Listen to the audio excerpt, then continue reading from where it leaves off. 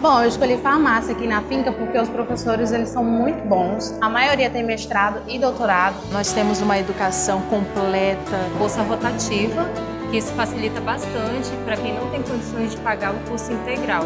A gente consegue formar profissionais mais capacitados para o mercado de trabalho e também mais versáteis. Vestibular 2017-2. Use sua nota do Enem ou agende sua prova pelo site vestefinca.com.br. Finca em Metropolitana, para quem sabe onde quer chegar. Nosso sonho é do tamanho de Rondônia. Nossa vocação é de ir cada vez mais longe. Expandimos nossa área de atuação para levar educação superior de qualidade a quase toda a Rondônia. Todos os dias, somos motivados a melhorar cada vez mais. Investimos incansavelmente na melhoria do ensino superior para um estado que mudou e vai mudar ainda mais. Avançamos na educação superior e continuamos formando profissionais com excelência. Estamos formando um novo estado. Nós somos a Finca Porto Velho, Finca Metropolitana, Finca Jaru e Finca Vilhena.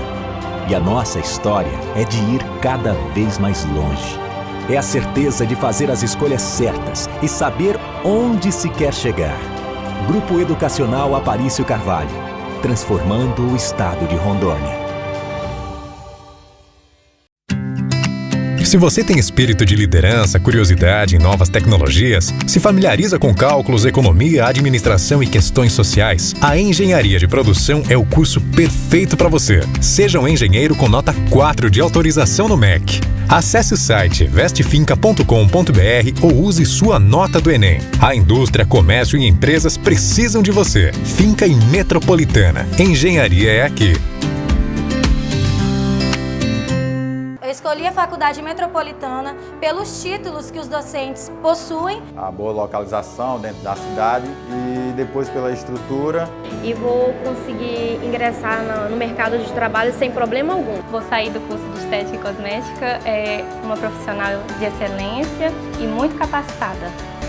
Vestibular 2017-2. Use sua nota do Enem ou agende sua prova pelo site vestefinca.com.br. Finca em Metropolitana, para quem sabe onde quer chegar.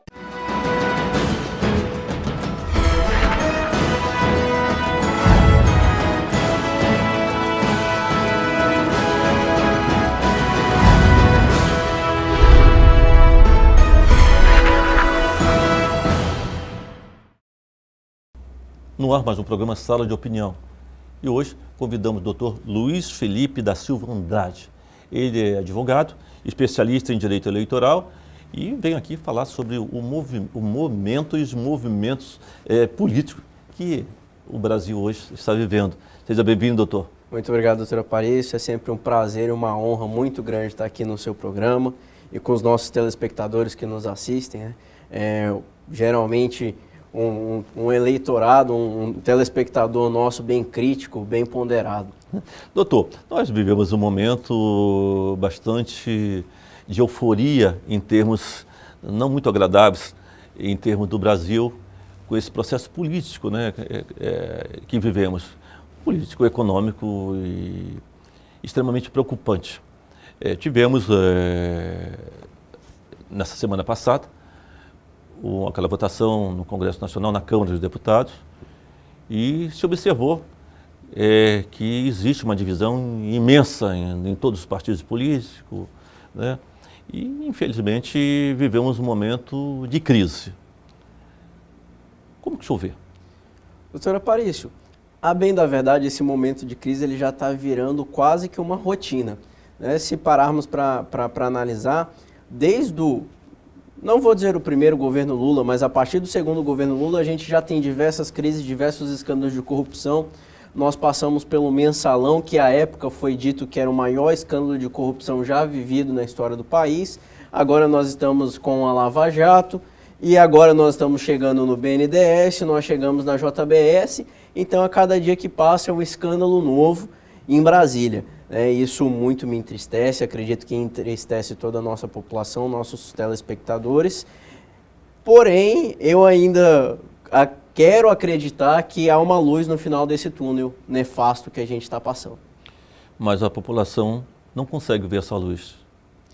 Doutor Aparício, os órgãos de controle, e aí a gente fala do Ministério Público, do Tribunal de Contas e o próprio controle social, que é aquele feito pela sociedade, pelos nossos telespectadores que ficam nas redes sociais, nas manifestações na rua. Isso acaba demonstrando que a sociedade ela tem amadurecido, que ela tem evoluído. E acredito que a história do nosso país, ela sempre foi permeada de corrupção. Só que a diferença é que agora nós conseguimos identificar e investigar, e até mesmo agora, recente, ter um ex-presidente da República condenado, ter um presidente da República investigado, coisas que no passado nós não tínhamos, e são esses indícios que, para minha pessoa, demonstram uma luz lá no final do túnel. As investigações, muitas vezes, extremamente necessárias, como vem sendo feito pelo Lava Jato e pelo Ministério Público, ela realmente, a gente vê que é o caminho e a solução para a resolução dos nossos problemas, dos problemas do país. Mas, infelizmente, muitas vezes essas investigações não conseguem dar prosseguimento. Como que o senhor vê esse processo de obstrução da investigação? Doutora Aparício, existem 2 pontos em relação às investigações que eu acho que vale a pena destacar. Eu, como advogado e, acima de tudo, como cidadão, sou um dos maiores defensores da necessidade de haver investigações. Contudo, e aí é uma crítica que faço abertamente aos órgãos de controle, principalmente ao Ministério Público, essas investigações elas não podem ser midiáticas. A investigação ela não é para gerar pauta no Jornal Nacional ou em qualquer outro jornal ou qualquer imprensa. A investigação serve para se colher provas e se chegar a indícios. A partir do momento que se começa a vazar delações, a vazar peças do inquérito, você acaba dando ao investigado subsídios para interferir nas investigações. Isso não é correto. Tanto que agora a doutora Raquel Dodge, que foi nomeada a próxima Procuradora da República, acredito que assuma em meados de setembro, já disse que a postura dela é totalmente diferente. Ela tem a postura neutra, ela tem a postura discreta, porém muito ferrenha. Tanto que o orçamento da Lava Jato, o doutor Janot, tinha já diminuído para os próximos anos e ela falou que ela não vai diminuir o orçamento da Lava Jato, que ela pretende, na verdade, ampliar. Que as investigações não podem parar e merecem ser ampliadas. Contudo, vai ser feito no devido processo legal, como a Constituição preza, sem espetáculo, sem divulgação midiática, sem chacota. Nós tivemos um exemplo, Operação Carne Fraca, que foi um fiasco e que rendeu prejuízos milionários para o Brasil. E aí você fala bem assim, não, mas são prejuízos milionários para as grandes empresas. Isso afeta os trabalhadores, demissão, e isso vai gerando crises atrás de crises. Doutor, nós sabemos que essa Lava Jato, essas investigações, elas são necessárias, todos nós sabemos disso, importantíssima. Mas esse espetáculo, como o senhor disse, é algo que não pode continuar. Não. A quem cabe, na realidade, dar um freio nesses espetáculos em que, na realidade, prejudicam todas as investigações? Essa pergunta, doutor Aparício, nós do ramo do direito costumamos brincar muito. Quem fiscaliza os fiscais? É uma incógnita. Então, hoje nós temos um CNJ, que é o Conselho Nacional de Justiça, para coibir alguns abusos. Nós temos um Conselho Nacional do Ministério Público, que também serve para coibir esses abusos. Só que, eu acho que o exemplo tem que vir de casa. Tem que partir do chefe máximo da instituição. Então, a partir do momento que, guardadas as devidas proporções, nós temos um ministro do STF que fala mais ao jornal do que no plenário. Nós temos um procurador-geral da República que fala mais no jornal do que no processo. Algo está errado.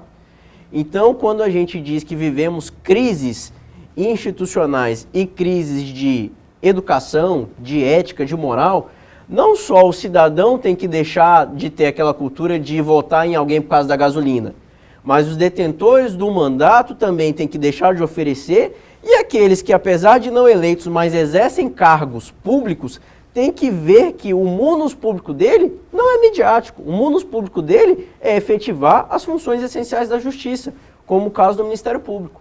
As delações premiadas, ela tem sido um aspecto muito importante nesses processos. Mas eu gostaria que o senhor fizesse uma avaliação com relação até que ponto essas delações realmente elas são de uma importância maior do que aquilo que são colocadas, no sentido de muitas vezes ser premiados, os bandidos serem premiados com a delação. Doutor Aparício, a questão da delação, existem críticas muito severas da forma como ela foi incorporada no nosso ordenamento jurídico. A delação premiada ela foi trazida como um alienígena vindo lá do direito do common law, que são os costumes, parece muito com aqueles seriados norte-americanos, que o promotor vai lá, conversa com o cara e chega num acordo. Isso foi incorporado no nosso ordenamento jurídico, só que sem parâmetro. Então, hoje, ele é um instrumento banalizado. Por que eu digo banalizado? Qual é o objetivo da polícia? Civil, federal? Investigar.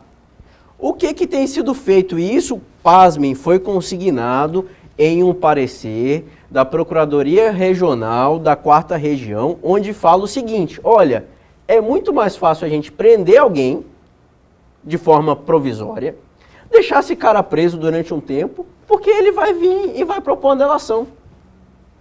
Chega a ser um absurdo. Porque, primeiro, hoje o cara chega e fala o que quiser. Hoje o cara mostra uma meia dúzia de indícios e pronto, já está solto. Então nós estamos hoje caminhando para uma fábrica de delações premiadas.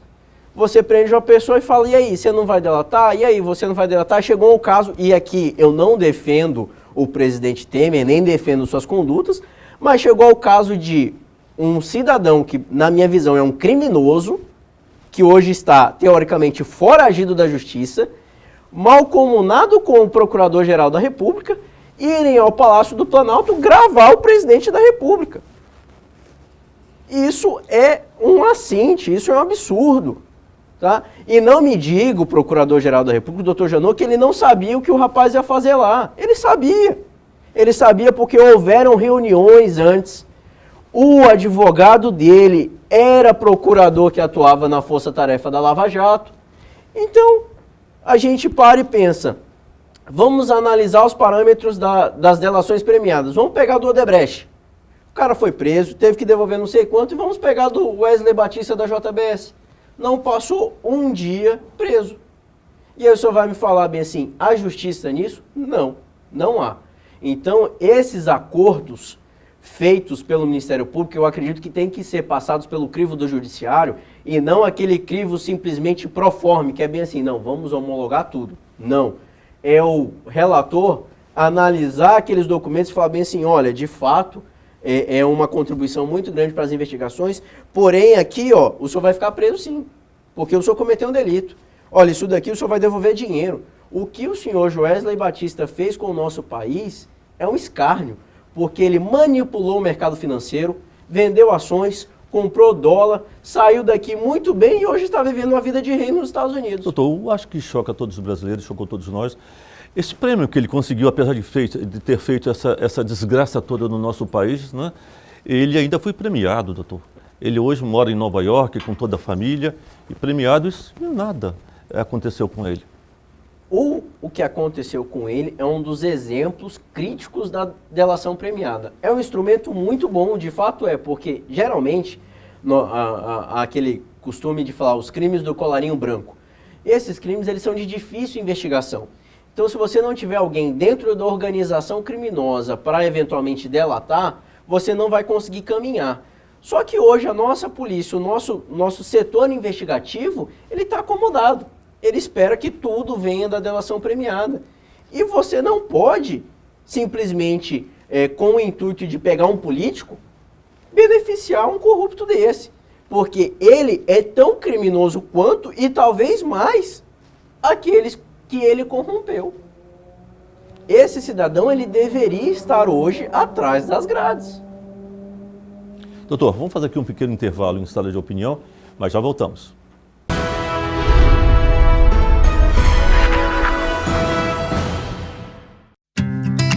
Se você tem espírito de liderança, curiosidade em novas tecnologias, se familiariza com cálculos, economia, administração e questões sociais, a Engenharia de Produção é o curso perfeito para você. Seja um engenheiro com nota 4 de autorização no MEC. Acesse o site vestefinca.com.br ou use sua nota do Enem. A indústria, comércio e empresas precisam de você. Finca em Metropolitana. Engenharia é aqui. Eu escolhi estudar na Finca Unicentro porque na minha cidade é mais fácil para mim. Para quem está em busca de uma qualificação profissional, essa nova gestão, ela vem nesse sentido de sim dar esse apoio a esse aluno, né? A Finca Unicentro ela tem a disponibilidade de cursos diferenciados. Eu tenho certeza que eu vou sair preparada para o mercado de trabalho. Vestibular 2017-2. Use sua nota do Enem ou agende sua prova pelo site vestefinca.com.br. Finca Unicentro, para quem sabe onde quer chegar. Nosso sonho é do tamanho de Rondônia. Nossa vocação é de ir cada vez mais longe. Expandimos nossa área de atuação para levar educação superior de qualidade a quase toda a Rondônia. Todos os dias, somos motivados a melhorar cada vez mais.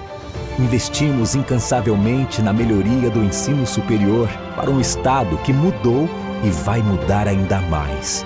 Avançamos na educação superior e continuamos formando profissionais com excelência. Estamos formando um novo estado.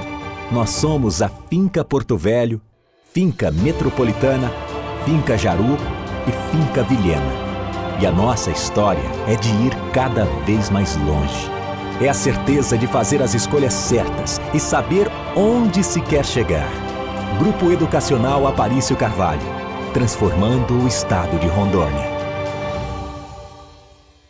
Fazer ciências contábeis na Finca é uma satisfação muito grande. A gente tem profissionais muito bem preparados aqui na Finca. Os professores são qualificados, são os melhores. E aqui a mais me atendeu em termos de estrutura e por possuir um corpo pedagógico de excelência. Gestão hospitalar é uma área que precisa de profissionais qualificados. E a Finca é que faz isso acontecer. Vestibular 2017-2. Use sua nota do Enem ou agende sua prova pelo site vestefinca.com.br. Finca em Metropolitana, para quem sabe onde quer chegar.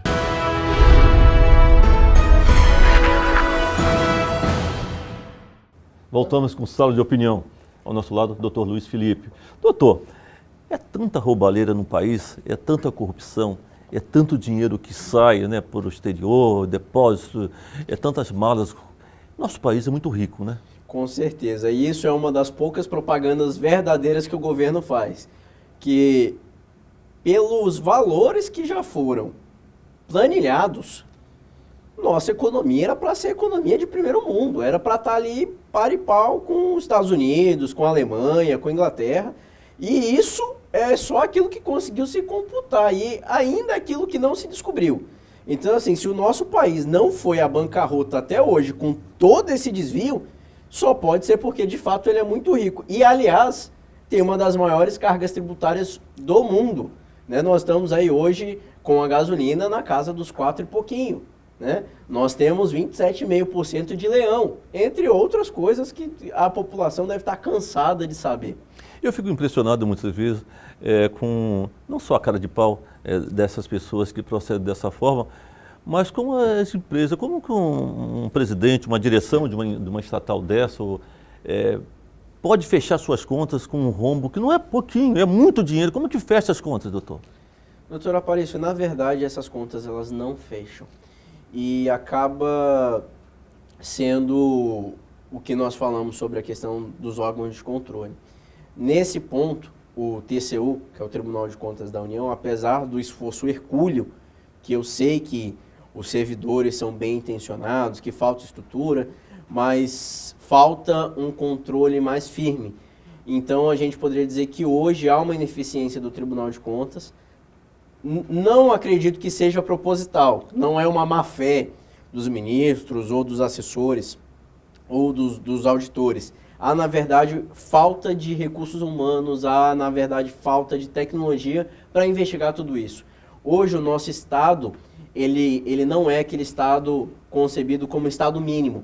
Então, não é simplesmente aquele Estado que vai gerenciar aquilo. O nosso Estado hoje, ele tem uma estatal de petróleo, ele tem uma estatal dos Correios.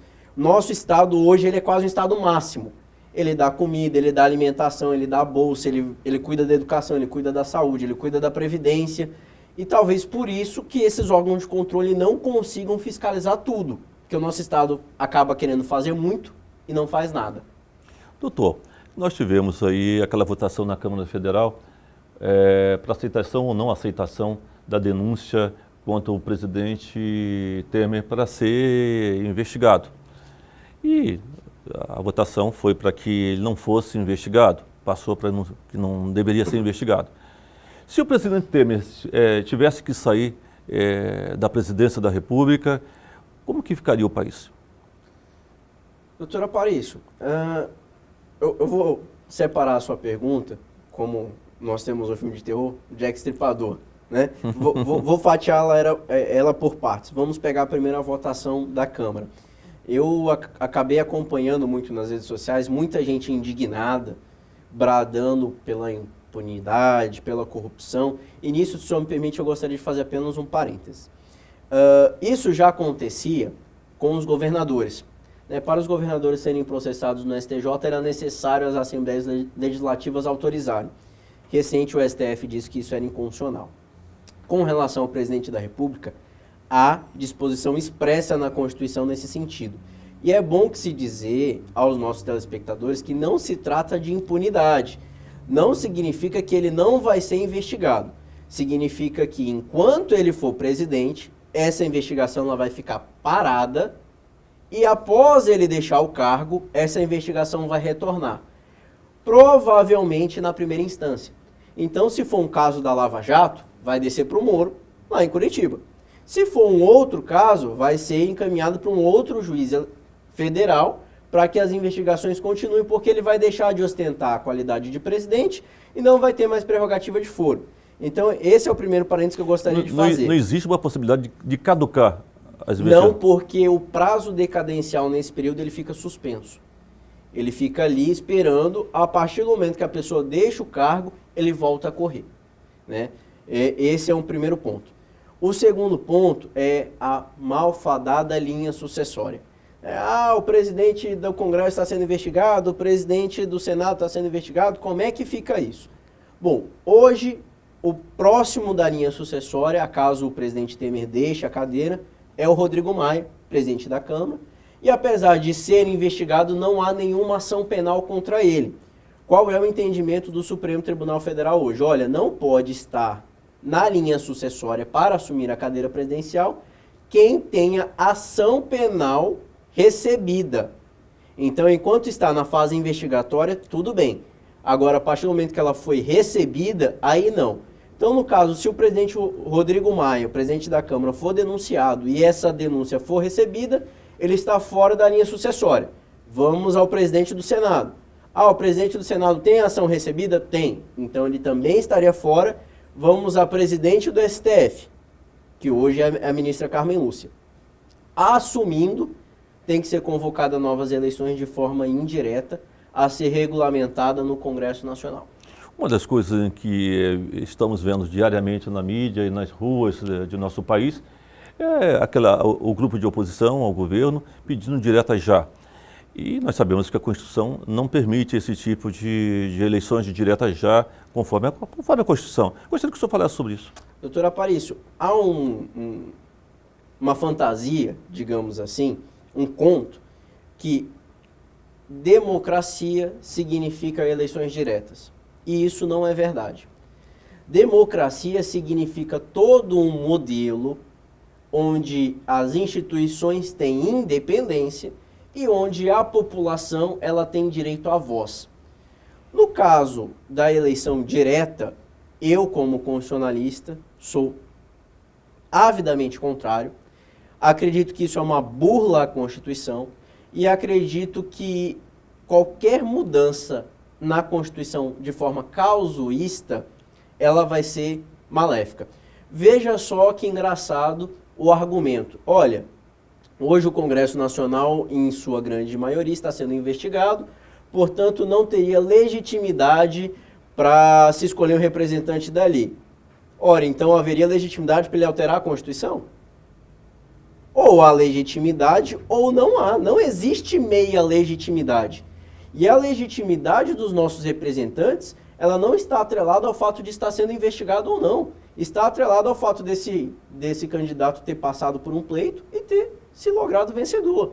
Se não há nenhum questionamento por compra de votos ou qualquer abuso, ele está sim imbuído legitimamente na representação de nós, população. Então, eu não vejo a eleição indireta como algo ruim. Além do que, nós temos outros países, por exemplo, que adotam um modelo parlamentarista, que é algo bem transparente. E aí, quando eu digo que é algo bem transparente, porque hoje o país ele vive um presidencialismo de coalizão. O presidente, para governar, ele precisa ter o Congresso. Sem o Congresso, ele não governa. Como é que é no parlamentarismo? O parlamento escolhe o presidente. Então, logo, aquela pessoa que é escolhida tem o parlamento.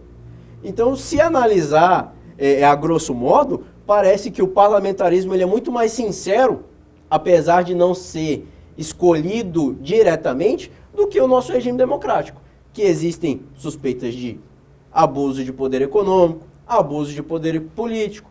Toda eleição é um abuso em relação à escolha presidencial. Né? Nós tivemos recentemente o julgamento da chapa Dilma Temer. E foram levantados N abusos, justamente descobertos onde? Na Lava Jato. Então me parece que a eleição indireta nesse caso acaba sendo mais transparente. Fala, olha, eu preciso ter o apoio de todo mundo, senão eu não sou eleito. É simples assim. Então a gente não vai ter aquela sensação de mulher traída ou de iludido. Falar, não, o presidente está lá, mas poxa, olha, ele está dando cargo para o DEM, ele está dando cargo para o PSDB, para o PT. É lógico, ele precisa disso. Isso faz parte do jogo político. Isso faz parte do jogo político. O que não faz parte do jogo político são as negociatas não republicanas, são os desvios de verba pública e por aí vai. Agora as pessoas falam assim, foi loteado um ministério. Isso acontece desde que o país é país. Havendo pessoas lá comprometidas, sérias e qualificadas, por que não?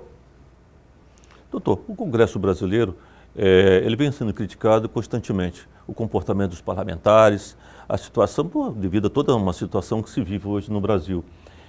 Como é que você faz qual a sua avaliação do Congresso brasileiro? O Congresso, na verdade, doutor Aparício, eu acredito que ele acaba sendo generalizado pelos maus. Né? Vamos analisar quantos inquéritos penais estão no STF tramitando contra senadores. São 30 e, de regra, são 11 senadores que estão sendo investigados. 11 de 81. Né? Então, nós temos uma maioria ali dentro séria, uma maioria que trabalha. Dentro da Câmara dos Deputados, idem. Né? Então, eu acredito que a gente acaba generalizando pelos maus. E aí é onde que eu acabo dizendo que nós temos que ter uma mudança, uma mudança bem pragmática, que é aquela de cortar na carne. É colocar a Comissão de Ética da Câmara para funcionar, é colocar a Comissão de Ética do Senado para funcionar, é colocar os órgãos correcionais do Ministério Público, da OAB, para poder funcionar. É vergonhoso ver algumas atitudes, algumas ações dentro do Congresso Nacional, né, de briga, de empurra-empurra, mas isso faz parte, faz parte da vida política, né? Não só faz parte da vida política, como infelizmente representa parte de uma parcela da nossa população. Né? Quem nunca, no seu condomínio, teve uma desavença com a vizinha e se alterou, e a gente vê até questões que pessoas chegam às vias de fato em reuniões de condomínio ou com o vizinho. Infelizmente é isso hoje, a nossa representação política. Eu tiro 2 exemplos que para mim eles são claros. Nós temos no Congresso Nacional, lá na Câmara dos Deputados, o Jean Willis, e nós temos o Bolsonaro. São figuras diametralmente opostas que representam parcelas da população. Então, enquanto o nosso modelo político e o nosso modelo legislativo for para representação, no caso do Senado, de entidades da federação, e no caso da Câmara dos Deputados, da população brasileira, nós vamos ter essa miscigenação, porque o país é um país de dimensão continental, com populações e costumes muito diferentes. O meu pai é paranaense, a minha mãe é rondoniense. Os costumes da família do meu pai no Paraná são muito diferentes do da minha mãe daqui de Rondônia. Né? E isso lá dentro do Congresso tem que se entender.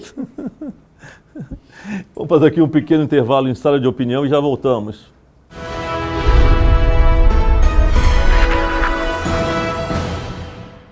Eu indico a medicina veterinária aqui da finca porque a estrutura faz toda a diferença no momento da nossa formação. Hoje a gente tem uma fazenda muito bem montada, que a gente tem aulas práticas. Laboratórios bem equipados, modernos, com vários equipamentos. Com toda essa infraestrutura que a finca pode oferecer pra gente, eu tenho certeza que todos os alunos vão conseguir sair pronto para o mercado de trabalho. Vestibular 2017-2. Use sua nota do Enem ou agende sua prova pelo site vestefinca.com.br. Finca em Metropolitana, para quem sabe onde quer chegar. Se você tem espírito de liderança, curiosidade em novas tecnologias, se familiariza com cálculos, economia, administração e questões sociais, a Engenharia de Produção é o curso perfeito para você. Seja um engenheiro com nota 4 de autorização no MEC. Acesse o site vestefinca.com.br ou use sua nota do Enem. A indústria, comércio e empresas precisam de você. Finca em Metropolitana. Engenharia é aqui. Nosso sonho é do tamanho de Rondônia. Nossa vocação é de ir cada vez mais longe. Expandimos nossa área de atuação para levar educação superior de qualidade a quase toda a Rondônia. Todos os dias, somos motivados a melhorar cada vez mais. Investimos incansavelmente na melhoria do ensino superior para um estado que mudou e vai mudar ainda mais. Avançamos na educação superior e continuamos formando profissionais com excelência. Estamos formando um novo estado. Nós somos a Finca Porto Velho, Finca Metropolitana, Finca Jaru e Finca Vilhena. E a nossa história é de ir cada vez mais longe. É a certeza de fazer as escolhas certas e saber onde se quer chegar. Grupo Educacional Aparício Carvalho, transformando o estado de Rondônia. Bom, eu escolhi farmácia aqui na finca porque os professores eles são muito bons. A maioria tem mestrado e doutorado. Nós temos uma educação completa. Bolsa rotativa, que isso facilita bastante para quem não tem condições de pagar o curso integral. A gente consegue formar profissionais mais capacitados para o mercado de trabalho e também mais versáteis. Vestibular 2017-2. Use sua nota do Enem ou agende sua prova pelo site vestefinca.com.br. Finca em Metropolitana, para quem sabe onde quer chegar.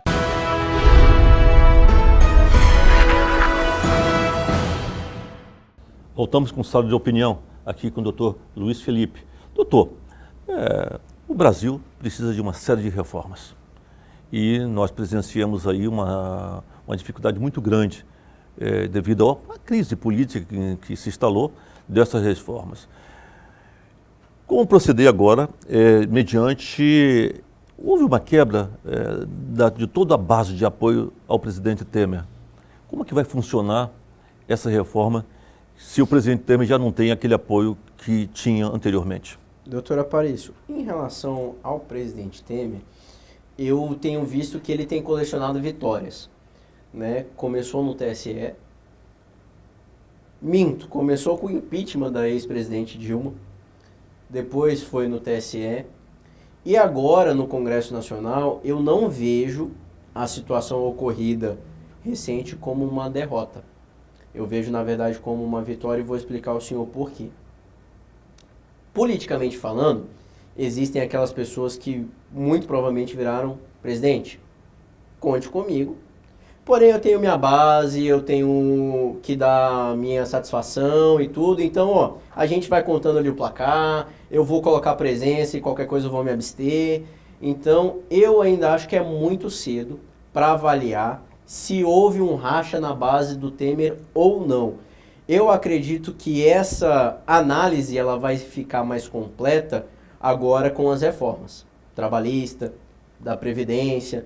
Nós temos também engatilhado uma reforma tributária. Nós temos a reforma eleitoral que já dormita nesse Congresso já há um bom tempo. Então, essas reformas que eu acredito que serão um termômetro. Porque a situação da denúncia contra ele era algo muito drástico. Era algo que, justamente por um sentimento corporativista que nós temos na política hoje, existe mais um negócio de falar, não, olha, já passamos por muita crise, vamos deixar a coisa do jeito que está. Muitos deputados, inclusive, falaram isso no plenário, falaram, olha, eu não acho que ele é um santo.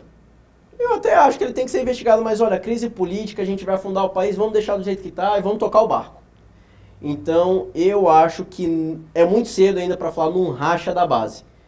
Talvez há indícios, por exemplo, como aconteceu com o PSDB, que houve um racha, outros partidos também, o DEM, teve um pessoal ali que votou sim, outros que votaram não. Porém, eu ainda acredito que está cedo. O senhor viu que o presidente da Câmara, Rodrigo Maia, ele estava muito contrariado com todas as pressões que ele sofreu durante esse processo. Ele dizia que os assessores do presidente foram muito truculentos. Isso, sinceramente, isso foi muito triste, né, para a relação dos poderes, né? Acaba sendo porque, de regra, os poderes são independentes e harmônicos, né? Então, a gente parte daquela premissa que o diálogo constrói pontes. E a partir do momento que você chega com uma truculência, você acaba fragilizando esses laços que foram construídos. Apesar de, como dito na pergunta anterior, acreditar que é muito cedo para verificar se houve um racha na base ou não, eu não vou ser inocente ao ponto de dizer que não houve desgaste. O desgaste houve e foi grande.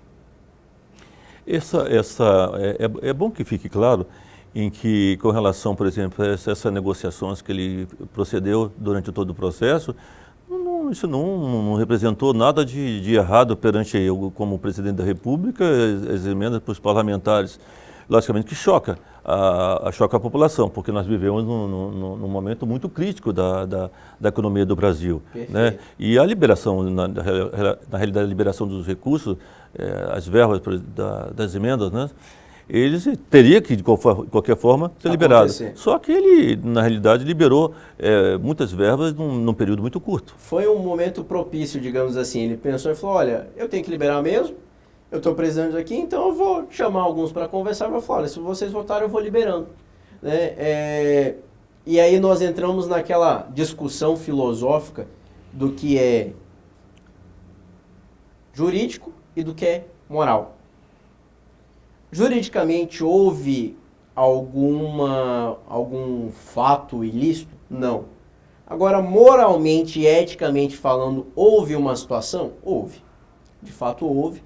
Houve quase uma barganha ali. Olha, se você não me ajudar, eu não vou liberar. Infelizmente, hoje o modelo que a gente costuma adotar, o presidencialismo de coalizão, permite essa situação. E não só a nível federal, é bom que se diga. A nível estadual também se vive isso. A nível municipal, não, porque ainda não existe a questão das emendas orçamentárias impositivas. Porém, alguns municípios já começou a ocorrer. Então, sempre vai haver esse flerte, às vezes até sem pudor, entre executivo e legislativo. Mas legítimo. Legítimo. Infelizmente ou felizmente falando. Doutor, é muito criticado os parlamentares que vão votar na reforma trabalhista. Eu gostaria que o senhor falasse um pouco o que representa essa reforma trabalhista para o Brasil e qual a sua visão. Doutora Aparício, a reforma trabalhista, assim como as outras reformas que estão aí, elas visam trazer uma roupagem nova à legislação, dinamizar um pouco as relações. Tá? A nossa CLT ela é extremamente arcaica, ela é da época de Getúlio Vargas, onde o patrão ele tinha aquela situação da vara, onde ele tinha uma situação de muito poderio sobre o trabalhador. Em determinados segmentos, hoje é quase o inverso. O trabalhador muitas vezes tem o patrão dele numa situação de açoite. Né? Uma reclamatória trabalhista que seja pode levar uma empresa à falência, se for uma empresa pequena. Né? Então, há situações que têm que ser dinamizadas, que têm que ser modernizadas. Né? Hoje nós não temos nenhum, com algumas exceções, logicamente, nenhum coitadinho, nenhum ingênuo totalmente dos seus direitos. O Ministério Público do Trabalho e o Ministério do Trabalho e Emprego estão aí utilizando da sua função pedagógica, que é levando conhecimento à população. Então, acredito que ela é benéfica. Às vezes a gente extrapola um pouquinho, mas depois você corrige. Agora, do jeito que está, num cenário de crise, de fato não dá. As empresas vão acabar fechando as portas e vão acabar demitindo. Então, a população tem que, num determinado momento, sentar e pensar, olha, é melhor eu ter o emprego ou eu não ter? É essa a visão que tem que ser feita. muito pragmática. E aqui eu corro o risco de alguns telespectadores até falar, ele é coxinha, é de direita, mas não é isso. É uma situação pragmática. Se não houver mudanças, vão haver demissões em massa. Simples assim. E com relação à Previdência, doutor? A Previdência, eu tenho um ponto só que me chama a atenção e confesso que é algo que tem que ser analisado com olhos mais críticos, inclusive dos órgãos de controle, Tribunal de Contas e Ministério Público, que seria o perdão das dívidas às grandes instituições financeiras, às grandes empresas. Nesse ponto eu sou contra. Nesse ponto eu sou contra porque justamente é essas empresas que têm a maior condição financeira. Né? Há um banco, que eu não vou dizer o nome, que comumente se gaba falando, olha, eu tenho um acervo técnico para poder manter o banco por mais não sei quantos anos. Todo ano esse banco fecha dando lucro. E aí vai ter perdão de dívida com o INSS? Vejo que o INSS é um modelo falido. Nós temos que encontrar uma outra forma, e não é minha expertise, eu não sou economista, não sou estudioso do assunto, mas eu acredito que nós temos que encontrar essa forma, porque esse modelo que está é um modelo falido, é quase uma pirâmide, como antigamente se vivia você vai colocando dinheiro inicialmente e depois vai só tirando, vai só tirando, vai só tirando, e acaba quem pagando a conta somos todos nós. Há necessidade que seja realmente reavaliado tudo? Há uma necessidade, mas não pode ser aquela necessidade casuística. Por exemplo, não, vamos reformar, vamos, mas vamos excluir os parlamentares, vamos excluir os magistrados, vamos excluir os membros do Ministério Público, vamos excluir o pessoal do Exército. Quem vai arcar com isso? Só o trabalhador. Então, se for para cortar na carne, que corte na carne, doa quem doer. Vamos fazer aqui um pequeno intervalo em sala de opinião e já voltamos.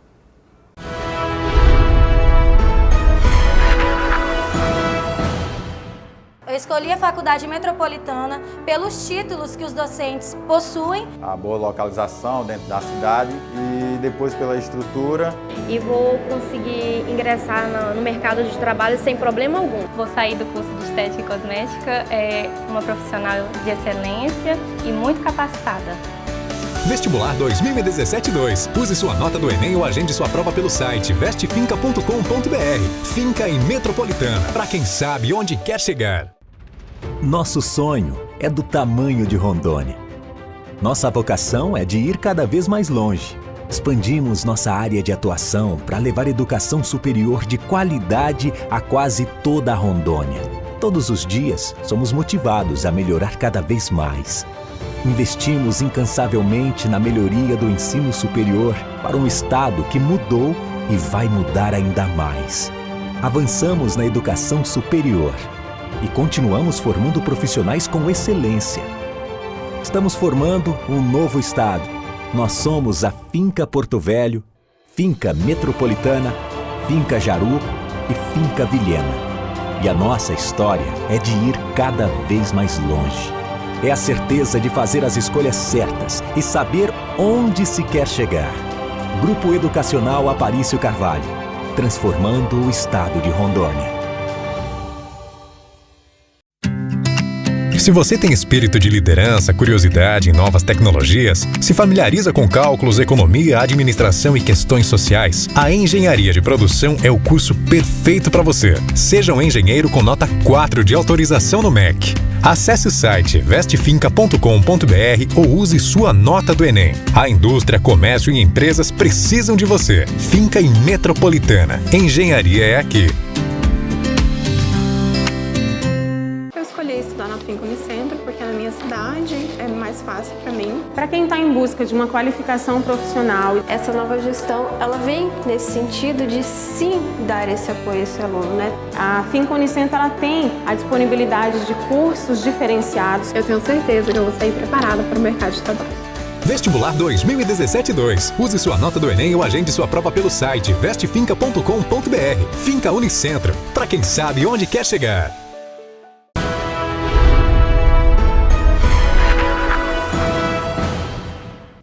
Voltamos com sala de opinião e aqui com o Dr. Luiz Felipe.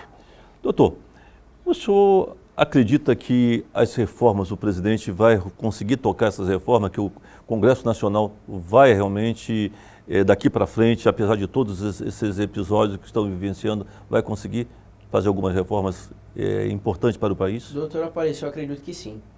E acredito que sim por alguns pontos. E volto a dizer, vai ser esse o termômetro que nós vamos ter da base do presidente Temer. Mas não só pela influência política. Nós temos algumas situações, por exemplo, que nós comentávamos no bloco passado. A reforma trabalhista ela é necessária. E se ela não for levada a cabo, vai haver uma crise aguda, onde os empregos vão ficar escassos. E aí nós temos diversas instituições, a Confederação Nacional da Indústria, Confederação Nacional do Comércio, dentre tantas outras, ali no Congresso, botando peso. Olha, tem que aprovar, tem que aprovar, tem que aprovar, tem que aprovar, tem que aprovar, né? A questão da Previdência, mesma situação. Existem várias instituições idôneas lá no Congresso fazendo, não há um termo para isso, que não seja o lobby, né? Mas eu costumo dizer que é o lobby branco. É o lobby que, inclusive, no meu ponto de vista, deveria ser institucionalizado e regulamentado, que são interesses legítimos, né? A participação na política pública é legítima. Né? O dono lá da padaria, o dono do açougue, o dono do leite, ele tem interesse legítimo de ir lá na Assembleia, lá na Câmara dos Deputados, e falar, gente, eu preciso de um projeto de lei assim, porque está inviabilizando a minha atividade econômica. Isso é necessário, isso é salutar. Né? Agora, hoje nós vivemos num cenário de caça às bruxas que qualquer pedido, qualquer conversa, ela é escusa, ela é ilegal. Né? E nós temos que parar com isso, a gente tem que parar de viver naquele mundo de contos de fada, onde as pessoas estão lá simplesmente para atender os anseios da população. Não, é tanto que nós temos lá a bancada da bala, a bancada evangélica, e a bancada evangélica, por exemplo, ela vai atender os anseios dos evangélicos, ele não vai defender direito de LGBT. É por isso que a comunidade LGBT tem que ter seu representante. Né? O pessoal que faz os açougues, tem lá a bancada dos frigoríficos, a bancada da agricultura. São interesses legítimos. E como que o senhor vê, por exemplo, a população brasileira, grande parte dos trabalhadores se mostra bastante preocupada com as reformas trabalhistas e da Previdência. Então é legítima essa preocupação. Muito legítima, doutora Aparício, justamente pelo fato do que nós estávamos comentando.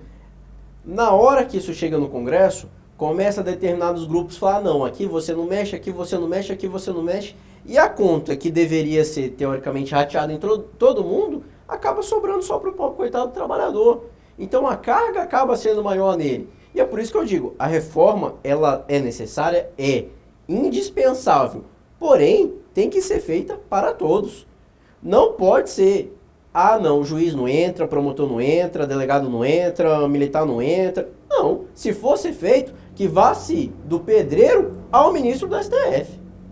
Esse é o problema, né, doutor? O grande problema, né? O que falta para que a população brasileira, o trabalhador brasileiro, possa se conscientizar da importância dessas reformas? O trabalhador brasileiro, ele precisa parar de ser massa de manobra. E quando eu digo massa de manobra, por exemplo, quais hoje os maiores críticos da reforma são os sindicatos? Porque grande parte dos sindicatos vão perder uma parcela do imposto sindical, que vai deixar de ser obrigatório. Então, o que os sindicatos fazem? Olha, nós somos contrários. Ele não está pensando no trabalhador, ele está pensando nele, na arrecadação dele. Se fosse um órgão legitimado a representar o trabalhador, o que ele ia falar? Tem que fazer? Tem que fazer. Então, bacana. Vamos fazer uma Assembleia Geral, vamos chamar todo mundo para conversar e, olha, vai tirar do trabalhador, mas também vai tirar do magistrado. Mas aí, na hora que ele vai apontar e vai tirar do magistrado, a AMB, que é a Associação dos Magistrados do Brasil, e as outras são a primeira a falar, opa, sou contra. É chegado a hora no nosso país, doutora Aparício, isso sob pena de ocorrer o que o ministro Marco Aurélio costuma falar. Vejo tempos sombrios à frente. Né? É chegado a hora de se deixar de lado os interesses mesquinhos, individuais, e se pensar um pouco na coletividade. É hora de, como diria Geraldo Vandré, darmos as mãos e sairmos caminhando e cantando e seguindo a canção. Ou o Brasil acorda e faz reformas doa quem doer, sem exceção, ou então o país vai para a bancarrota, ou vai acontecer o que sempre acontece, o pobre trabalhador que vai arcar com tudo isso. Vivemos momentos realmente bastante preocupantes. E nós sabemos que governar um país num momento desse é muito difícil. Quais são os desafios que o presidente Temer vai enfrentar para que possa governar e levar o seu mandato até o último dia? Doutora Aparício, o primeiro grande desafio é estancar essa sangria de delações premiadas, de operações policiais.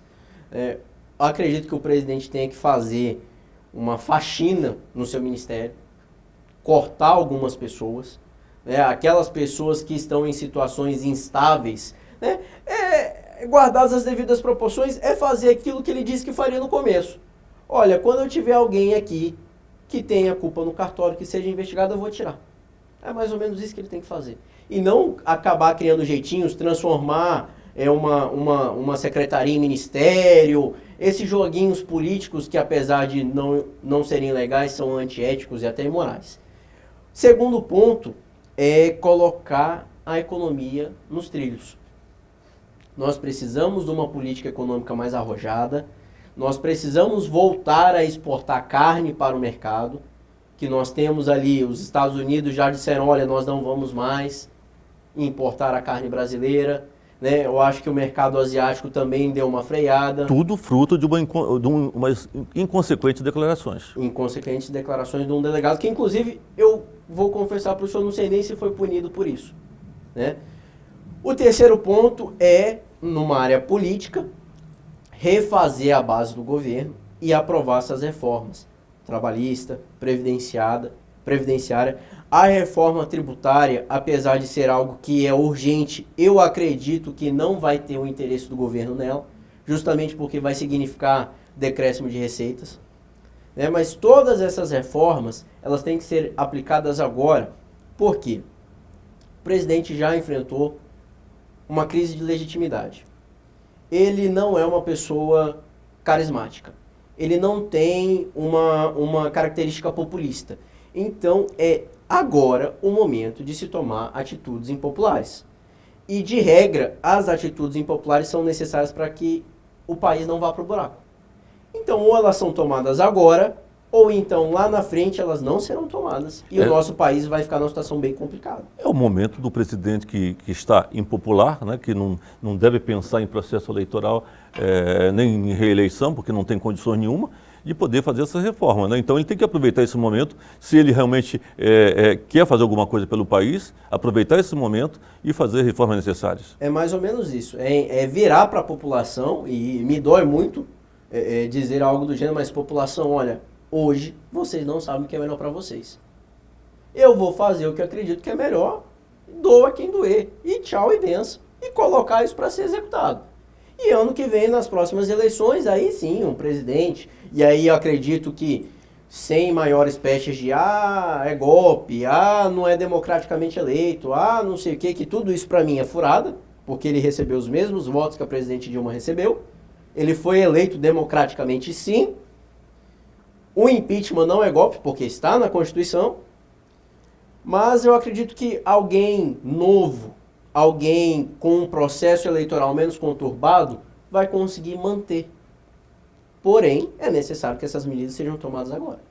Depois desse processo eleitoral, desse processo de investigação que não foi passado, a apresentação do processo na Câmara, né, que não foi passado para a investigação e que houve esse racha que ficou bem claro, até da bancada, né, de sustentação, você acha que o presidente vai ter dificuldade de governar? Acredito que sim. Acredito que sim. Contudo, não vai ser dificuldades maiores do que ele já encontrava. Né? Ele já assumiu num período conturbado, em meio a crises. Quero acreditar que tudo de ruim que deveria aparecer já apareceu. Né? E digo que quero acreditar porque, sinceramente, eu não sei se as nossas instituições irão aguentar o outro baque. Então, ou se começa a colocar a casa nos trilhos daqui para frente, ou então, de fato, eu acho que o nosso país ele vai degringolar, correndo o risco de virar uma Venezuela da vida. Mas por todas as indicações e por todas as observações que estamos vendo nas declarações do Janot, está para vir outra denúncia contra o presidente. E como fica o Brasil? Mas aí, doutora Aparício, eu acredito que essa denúncia ela vai vir sobre fatos correlatos, sobre algo que já foi tratado naquela situação. Vai haver desgaste, mas nada muito maior do que já tem. E acredito que até com a mudança na chefia do Ministério Público Federal, com a assunção da doutora Raquel Dodge no cargo, essas conduções vão ser feitas de forma mais discreta. Vai ser feito, eu acredito que vai se chegar um momento onde vai ser feito um pacto pela governabilidade. Não que isso signifique impunidade, mas olha, nós temos que colocar a casa nos eixos. Então, vamos precisar de quê? Um ano? Tá, um ano a gente coloca a casa nos eixos e aí vai ser feita a investigação, todos vão ter sua oportunidade de ampla defesa contraditória, mas sem esse vazamento midiático, sem a mídia em cima, sem o Congresso apavorado, sem Jornal Nacional, Band News e por aí vai. Doutor, quero agradecer aqui o senhor imensamente a sua participação em Sala de Opinião, foi um prazer imenso. Quero aqui convidá-los para que outros momentos possa retornar aqui ao programa. E foi de um valor muito bom a sua entrevista. Eu tenho certeza que nossos telespectadores saíram ganhando muito com todas essas informações, as explicações que tanto necessitamos. Estamos todos muito angustiados. Doutora Aparício, infelizmente essa angústia, como eu disse, vem desde meados do governo Lula. Né? Nossa população já tem sofrido demais, nossas instituições também têm sofrido demais. Porém, como eu disse, eu quero acreditar nessa luz no fim do túnel. Agradeço imensamente o convite, é sempre um prazer muito grande estar aqui, toda a equipe, ao nosso telespectador. Inclusive peço desculpas àqueles que são mais apaixonados por um time A ou B, direita ou esquerda, mas acredito que o nosso papel aqui é dizer o que tem que ser dito, ser isento. Doutor, muito obrigado. E aqui chegamos ao final de Sala de Opinião. Um grande abraço a todos e até o próximo programa.